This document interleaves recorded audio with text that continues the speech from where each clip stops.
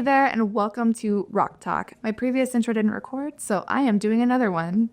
Today, we are talking about something a little bit different, but don't worry, there will still be plenty of rocks involved. You have been probably scrolling through Instagram and seen those perfect shots. That one person standing alone at a stunning vista in a national park, or that perfect sunrise shot that somehow no one else is around for. But here's the thing, that's rarely the reality.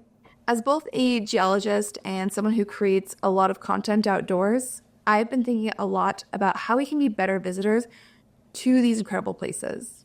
And I've got some ideas to share, including some amazing alternatives to popular destinations that might just become your new favorite spots. The numbers here are pretty insane. Since 1904, our national parks have seen more than 16 billion visitors. That is billion with a B. And in 2023 and 2024, some of our most popular parks saw record crowds. But here's what I love about that. These crowds mean more people are getting outside and connecting to nature, which is amazing. But the challenge is finding ways to help spread out that impact while making sure everyone can still have meaningful experiences in these incredible places. So I have 5 of the most popular national parks on the list to talk about today, and I'm going to share some of my favorite alternatives to these popular places. Now, I'm not saying don't visit these places. Obviously, national parks are national parks for a reason, but if you're looking for a little bit less crowds or looking to spread out your impact, maybe checking out these alternatives might be a good option for you. Let me start with something I know very well, my home state of Montana. We are so lucky to have a little bit of 2 of the most famous national parks in America, Yellowstone and Glacier. While these parks absolutely deserve their reputation, some of the most incredible experiences I've had have been actually the places in between them. I've talked about this a lot on my TikTok and Instagram, and so now I'm bringing it all to you on YouTube. So picture this for me. The distance between Yellowstone and Glacier is 6 hours and 15 minutes approximately. Assume a little bit more if you're gonna stop for gas and stuff. But it's pretty easy to do in a day. But instead of just driving through and rushing your visit, what if you took the time to explore all of the amazing stops in between? Hear me out. You could visit Butte, which I know some of you are already like, I love Butte. It is known as the richest hill on earth for its amazing mining and mineral history. Not only that, but it's a great halfway stopping point in between the 2 parks. It has lots of amenities, really cool history and tours like the Copper King Mansion, the World Museum of Mining, which I used to be a tour guide at, the famous Berkeley Pitch. You could go outdoors and stop at the Ringing Rocks, which I plan on making a video about in a couple months once it's warmed up, etc. There's so much to do there. If Butte isn't sounding like your thing, you could stop in at the Lewis and Clark Caverns to see some amazing limestone caves. If you're taking some extra time outside of Yellowstone, you could drive the Beartooth Highway, which I did a video on last summer, so be sure to check that out. It's been called the most beautiful drive in America, although some of the comments on YouTube will not agree with me on that one. But I love it, and I consider it a must-do for anyone visiting Yellowstone. More interested in rock hounding? You could try your hand at sapphire panning in the beautiful town of Phillipsburg, and I consider this such a hidden gem. It is the cutest little town. There's so much to do. The scenery on that highway is amazing. Really recommend it. I have lived in Montana my whole life, and I'm still constantly discovering hidden gems. And I mean beyond just sapphires in Phillipsburg. While each of the parks you could easily spend a weekend or a week at in themselves, that drive in between, you could have the most epic week-long adventure of your life, just going between the 2 parks. And even better, they often don't have the crowds that the national parks have. I've actually created a free Yellowstone to Glacier or vice versa road trip guide. I'll link it in the description, and it should help you plan this adventure. Because trust me, rushing between these 2 parks means missing out on some of Montana's most spectacular secrets. All right, now let's talk about another popular one of my favorites, the Grand Canyon. Is it spectacular? Absolutely. Should you visit if you get the chance? Of course.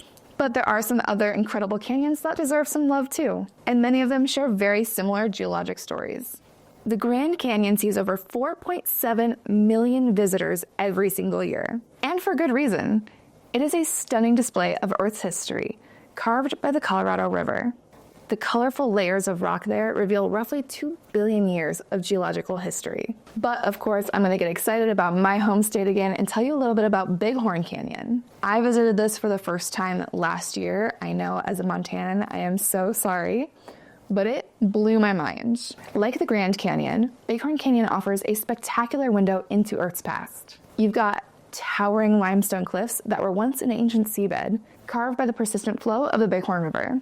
What's really cool is how both canyons showcase the power of water to shape our landscape. At Bighorn Canyon, you can see this incredible process without having to fight for viewing space. Plus, it's way easier to get on the river at Bighorn Canyon than it is at the Grand Canyon if you're wanting to see things from a bottom-up perspective. If you want to dig deeper into Bighorn Canyon's geology, I've got a whole video about it. I'll link in the description. But what makes it a great alternative isn't just the smaller crowds, it's that you get a similar experience to geological processes and formations in a much more intimate setting.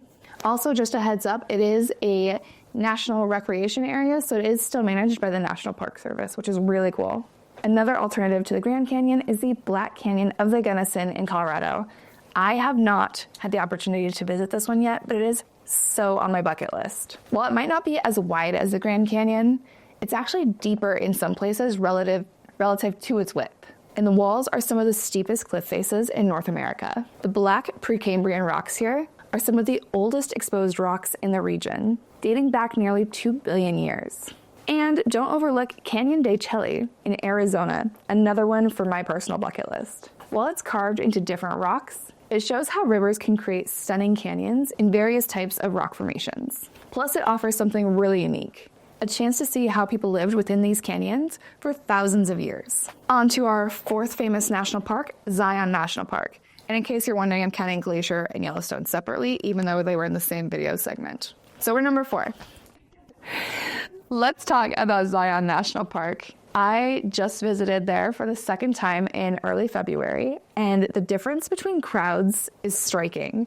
My first visit was in September a few years ago, and if you've been hanging out with me on Instagram for a while, you probably remember that. I thought I knew shoulder season until I went in February. Honestly, not a better time to visit Zion. 10 out of 10 experience. That being said, Zion saw over 4.9 million visitors in 2024. In peak season, you might spend more time waiting for shuttles than actually exploring that incredible canyon. But here's the thing, this whole region around Zion tells an amazing story of ancient sand dunes, powerful rivers, massive cliffs, and you can experience it all without the crowds.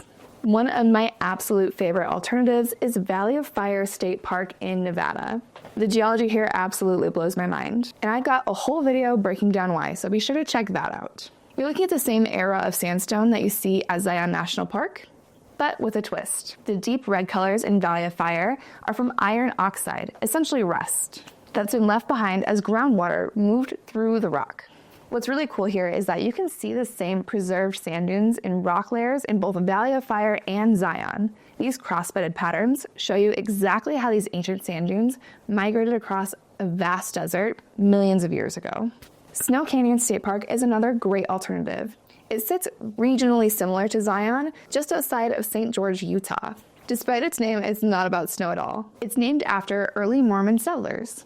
What makes this place geologically fascinating is that you get to see the intersection of 2 different types of volcanic activity, right alongside the same beautiful sandstone formations. You've got these dark basalt lava flows that cascaded down through the canyon, creating this stunning contrast with the red and white sandstone walls. And then there's Cedar Breaks National Monument, which is not only a great alternative to Zion, but also a great alternative to one of my other favorite national parks, Bryce Canyon.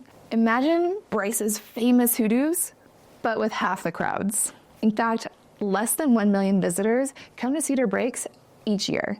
You're looking at the same geologic process that created Zion's cliffs, just at a different stage in the erosion process. The amphitheater here sits at over 10,000 feet in elevation, giving you a unique perspective on how water and frost action can carve these incredible formations of rock.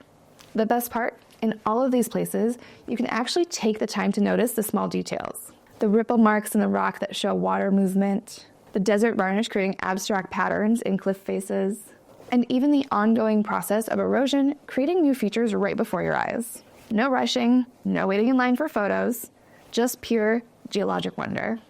And finally, number 5. As a geologist, Hawaii Volcanoes National Park holds such a special place in my heart. I recently visited for the second time, and there's nothing quite like watching Earth's processes in action, especially when the volcanoes are erupting and building new land and rocks right before your eyes. But here's something I've been thinking about a lot lately. When I shared my recent visit to Hawaii on social media, I got some thoughtful feedback on overtourism. It made me really consider how we can better balance our excitement to see the active geology with respect to the local communities and the environment. This is especially crucial during eruptions, when crowds and irresponsible recreation can create real problems for both visitors and locals and wildlife. Here's the cool thing though, if you love Hawaii Volcanoes National Park, you can experience different types of volcanic activity and landscapes right here on the mainland US. And each one tells a unique story about how our planet works. The top of my volcano bucket list is Mount St. Helens. While Hawaii's volcanoes typically produce lava flows that build kind of these gentle slopes and they're kind of slow moving, Mount St. Helens shows us the dramatic power of explosive volcanism. The 1980 eruption completely transformed the landscape, giving us a front row seat to both destruction and renewal. It's like comparing a slowly flowing river to a flash flood. Same basic material, totally different behavior. Then there's Lassen Volcanic National Park in California, which is like a volcanic museum. You can actually see all 4 different types of volcanoes there: shield, composite, cinder cone, and plug dome, all in one place. The park's hydrothermal areas might remind you of Yellowstone, while some of its lava flows share similarities with Hawaii's volcanoes. And another one of my favorites is Craters of the Moon National Monument in Idaho. While it's not actively erupting today, its vast fields of basalt lava flows and cinder cones create an otherworldly landscape that NASA actually used to train Apollo astronauts. The lava flows here are similar to what you'd see in Hawaii, but with just a fraction of the visitors. Plus, they have my favorite junior ranger badge out of all of the parks.